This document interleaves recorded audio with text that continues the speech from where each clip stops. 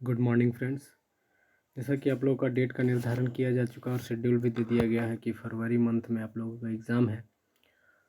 Jharkhand board के द्वारा जो आप लोग का मॉडल सेट दिया गया है उसी को मैं सॉल्व कराने की कोशिश करूँगा। अभी मैं ऑब्जेक्टिव लेकर आया हूँ, शाम तक हो सकेगा तो मैं इसका सब्जेक्टिव वीडियो आप लोगों को डाल दूँगा। आप लोग इसके माध्यम से जुड़िए और मैं ये उम्मीद के साथ आप लोगों को कह रहा हूँ कि ये प्रश्न जो हैं और जो मैं सेट लेकर आऊँगा वो उससे बाहर आपके नहीं आएंगे।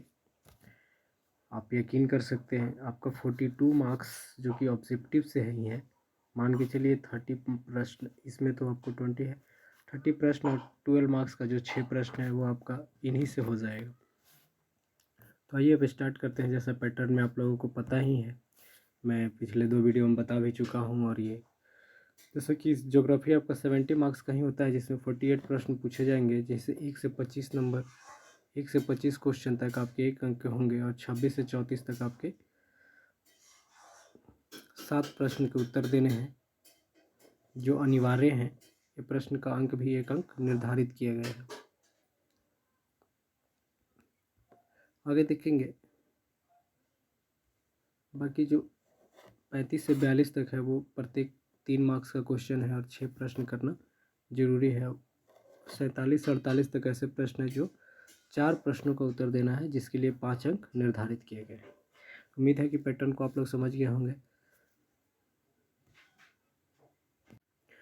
चलिए अब आज का जो क्वेश्चन है वहाँ से शुरू हम लोग करते हैं। जैसे कि पहला क्वेश्चन है, मानव भूगोल मानव समाज और धरातल के बीच संबंधों को संश्लेषित अध्ययन है।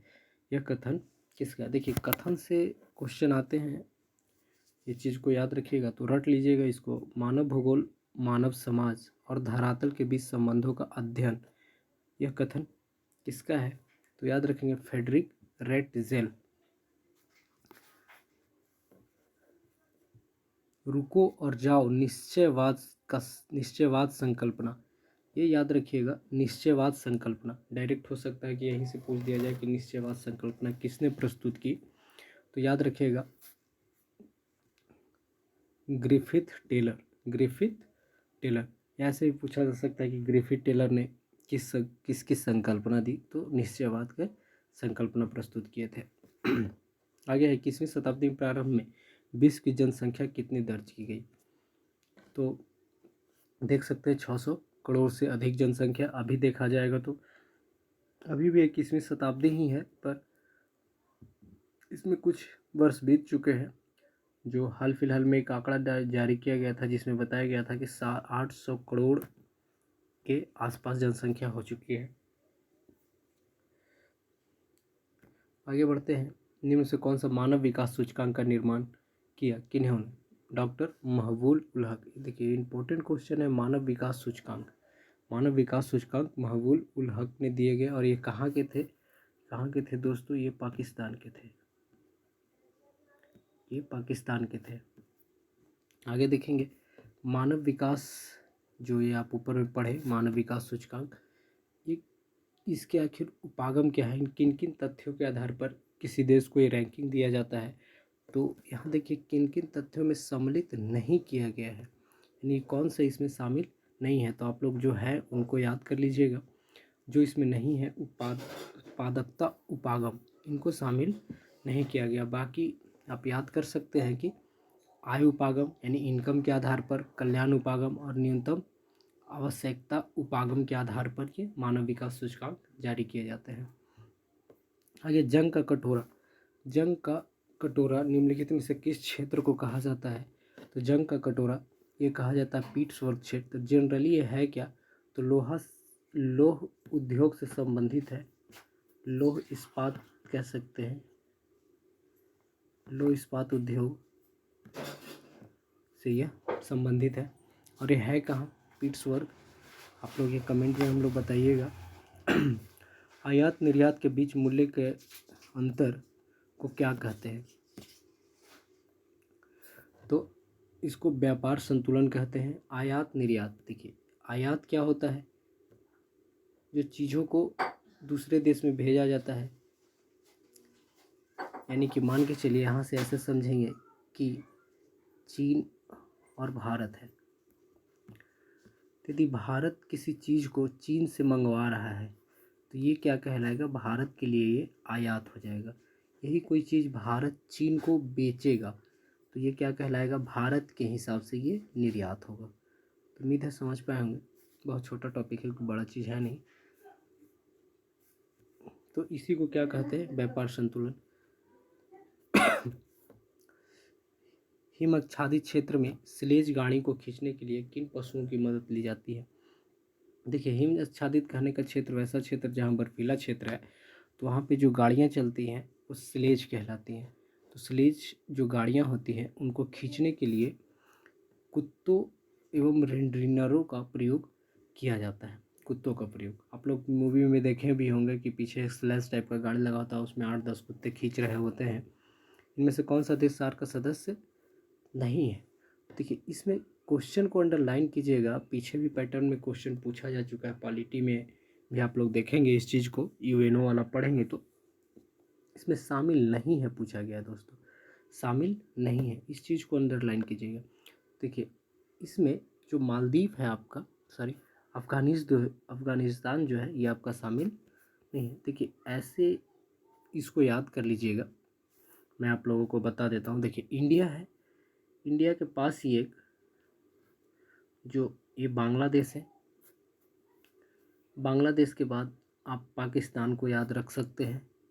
तो 3 सदस्य तो ऐसे ही हो गए, भारत 1, बांग्लादेश 2, पाकिस्तान 3। और जो इसके संबंधित देश हैं जैसे नेपाल, भूटान 5 हो गए। बाकी इसमें एक मालदीव 6 और एक म्यांमार इसमें 7 कंट्रीज में शामिल है। और भी इससे जुड़े हुए फैक्ट्स को आप लोग देख सकते हैं।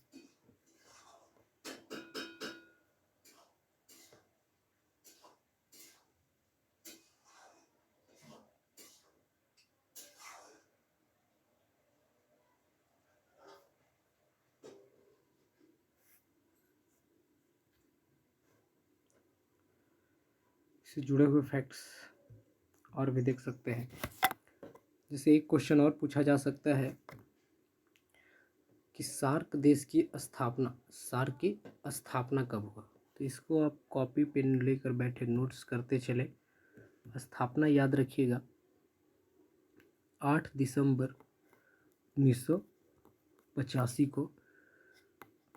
दूसरा क्वेश्चन पूछता है इसके जो मुख्यालय है, मुख्यालय हेडक्वार्टर्स ये कहाँ है, तो काठमांडू जो कि नेपाल में पड़ता है, इसका हेडक्वार्टर्स है। देखिए, ये प्रश्न पूछे गए हैं और पूछे जाने की संभावनाएं बहुत ज़्यादा है। काठमांडू याद रखिएगा, इसको इंग्लिश में SAARC सार्क। इसका फुल फॉर्म लिखना चाहें तो लिख सकते हैं, साउथ एशियन एसोसिएशन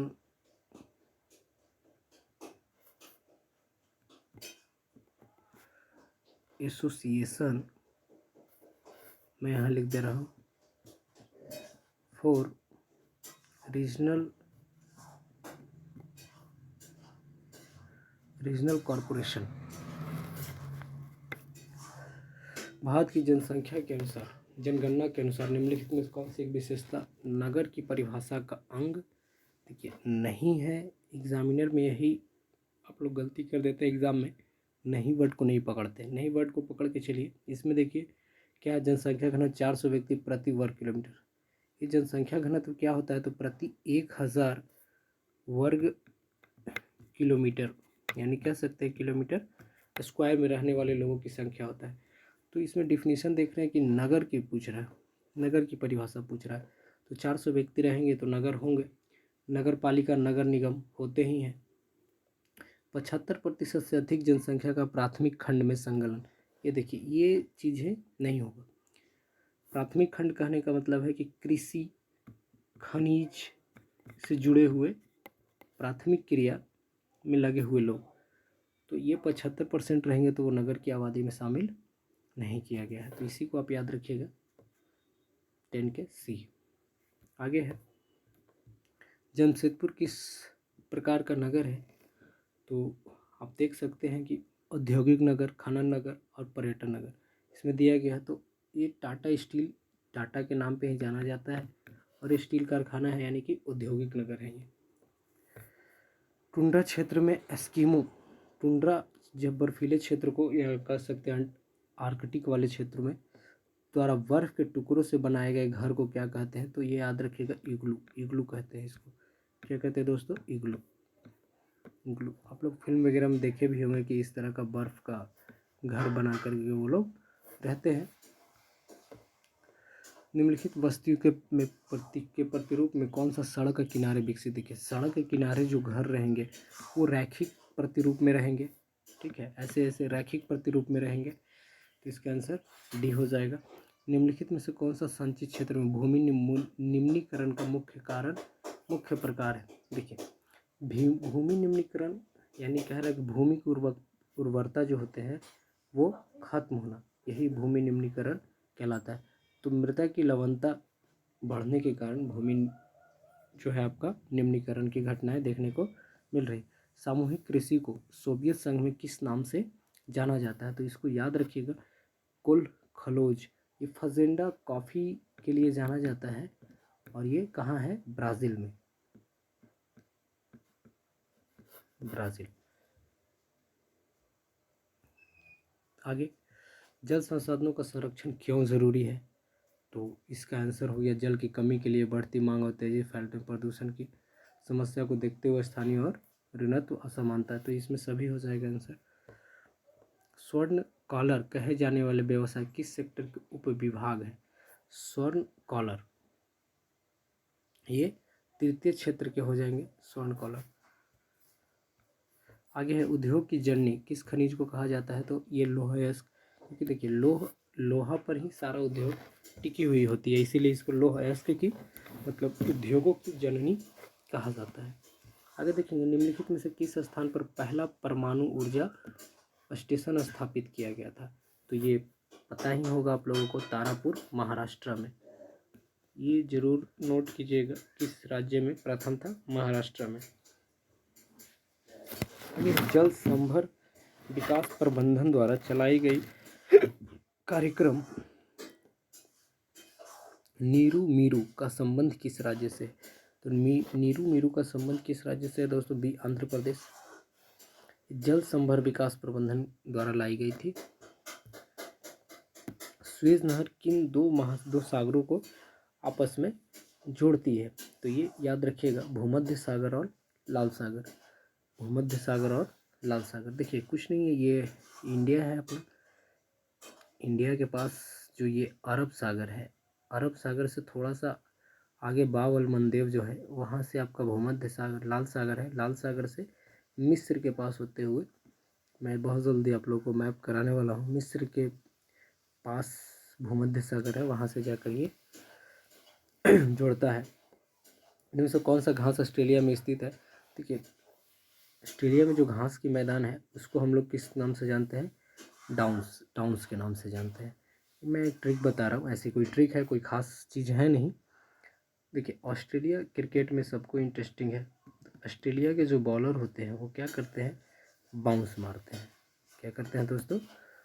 बाउंस मारते हैं। तो याद रखिएगा ऑस्ट्रेलिया के बॉलर बाउंस मारते हैं, इसीलिए इसका आंसर क्या हो जाएगा? डाउन्स हो जाएगा।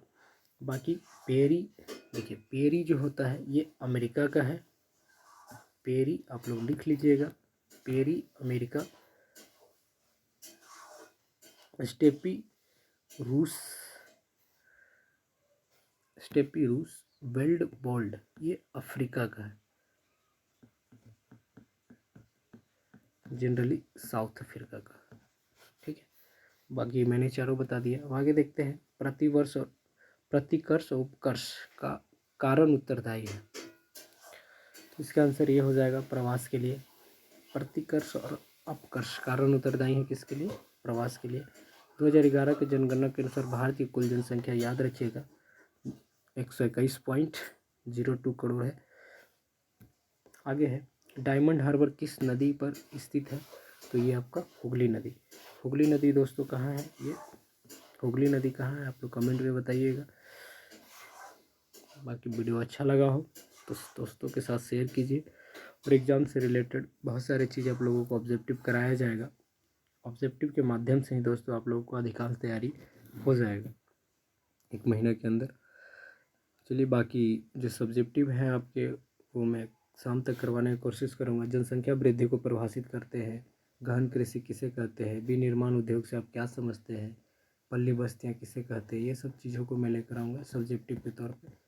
बाकी मैं देखिए ये प्रश्न जो है आपके मैं गारंटी से कह सकता हूँ इसको 5 मार्क्स का दोस्तों मैप से पूछे जाते हैं। और मैप का मैं बहुत अच्छा से वीडियो आप लोगों को लेकर आऊँगा। बाकी अच्छा लगे तो दोस्तों के साथ शेयर करें और सब्सक्राइब करें, लाइक कर दें ताकि और लोगों के साथ भी देखा जा सके। बाकी गुड लक दोस्तों, तैयारी करते रहिए।